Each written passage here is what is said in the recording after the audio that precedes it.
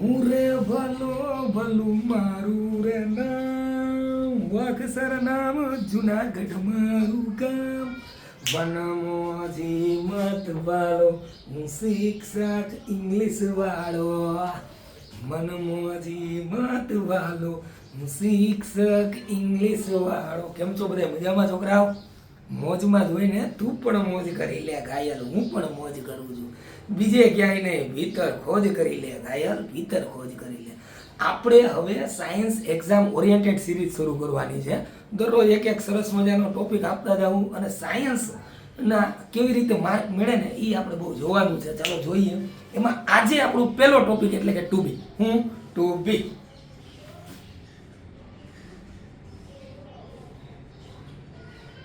તો ભાઈ ટુ બી નો મતલબ એમ કે અસ્તિત્વ હોવું.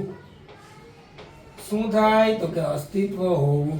એનો મતલબ એમ છોકરાઓ, જ્યારે કોઈ પણ વસ્તુ, પ્રાણી, પશુ કે પક્ષીની મોજૂદગી હોય તો સમજી લેવું કે એને કહેવાય ટુ બી, કારણ કે એનું અસ્તિત્વ છે. આ પેનનું અસ્તિત્વ છે, yes, that is called to be. બેગનું અસ્તિત્વ છે, હા, તો એને પણ ટુ બી કહેવાય. એવી રીતે છોકરાઓ બધાને ખબર છે કે ટુ બી ની અંદર ત્રણ કાળ છે, જેમ કે ટુ બી વર્તમાન કાળ, પછી તો કે ભાઈ ટુ બી ભૂતકાળ, પછી તો કે ટુ બી ભવિષ્યકાળ. ઓકે, સૌથી પહેલા કેમ ખબર પડે ભાઈ? તો કે ટુ બી વર્તમાન કાળ છે, ટુ બી ભૂતકાળ છે અને ટુ બી ભવિષ્યકાળ છે. તો કે જો વાક્યની અંદર કોઈનું અસ્તિત્વ હોય અને પ્લસ ઈ જ વાક્યનો છેલ્લો શબ્દ હોય છે, છો, છું, છીએ, તો સમજી લેવું કે એને ટુ બી વર્તમાન કાળ કહેવાય.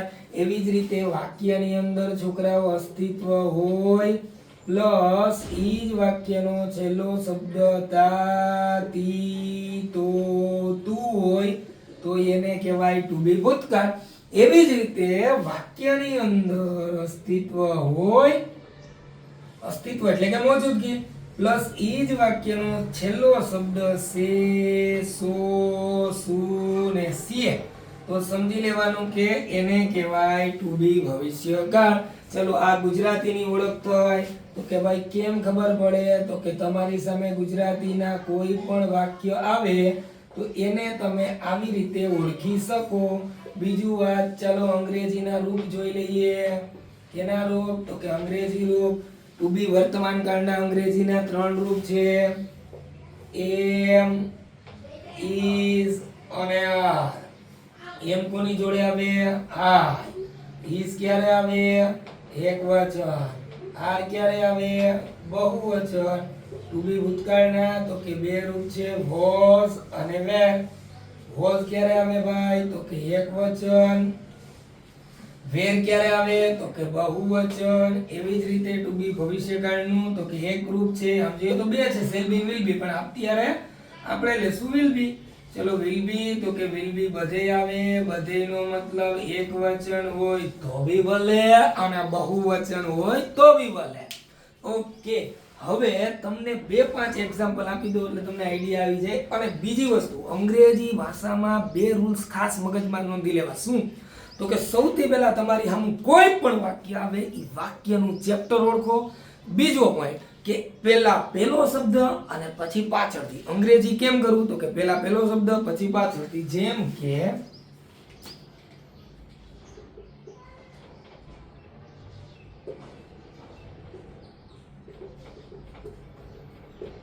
આ ગાય છે. ચાલો, મને ખબર છે કે અહીંયા મારા વિદ્યાર્થીઓ બધાને આનું ઇંગ્લિશ આવડે છે, છતાંય કેવી રીતે થાય એક વખત વેરીફાઈ કરી લઈએ. ઓકે, ચાલો જુઓ જઈએ. આપેલ વાક્યની અંદર કોઈનું અસ્તિત્વ છે એવું દેખાય છે? હા, ઓકે, ગાય. હા, દુનિયાની અંદર ગાય હાજર છે, ગાયનું અસ્તિત્વ છે, યસ. જેનું અસ્તિત્વ હોય એને અંગ્રેજીમાં કહેવાય ટુ બી. ટુ બી ની અંદર છોકરાઓ જોવું જોઈએ વર્તમાન, ભૂતકાળ કે ભવિષ્યકાળ. તો કે વાક્યનો છેલ્લો શબ્દ છે, એટલે કે અસ્તિત્વ પ્લસ છેલ્લો શબ્દ છે, છો, છું, છીએ હોય તો એને કહેવાય ટુ બી વર્તમાન કાળ. ટુ બી વર્તમાન કાળના અંગ્રેજીના ત્રણ રૂપ, એમ, ઇઝ અને આર. એમ આવે આઈ સાથે, ઇઝ આવે એકવચન સાથે અને આર આવે બહુવચન સાથે. અંગ્રેજીનો પહેલો રૂલ્સ ક્લિયર, ચેપ્ટર ઓળખી લીધું. બીજો રૂલ્સ, કોઈ પણ વાક્યનું અંગ્રેજી કરવું હોય તો પહેલા પહેલો શબ્દ અને પછી પાછળથી. પહેલો શબ્દ શું છે? તો કે ભાઈ પહેલો શબ્દ આ છે. આને ઇંગ્લિશમાં ધીસ કહેવાય. ધીસનો સ્પેલિંગ તો કે THIS. પાછળ ગયા કોણ મળ્યું? છે. છેનું અંગ્રેજી કાં તો એમ, કાં તો ઇઝ અને કાં તો આર. જુઓ જી વાક્યનો પહેલો શબ્દ આય છે તો કે નહીં, તો એમ આવે નહીં. જુઓ જી આપેલ વાક્યનો પહેલો શબ્દ બહુવચન છે તો કે નહીં, માટે આર આવે નહીં. તો છેનું અંગ્રેજી શું થાય? ઇઝ.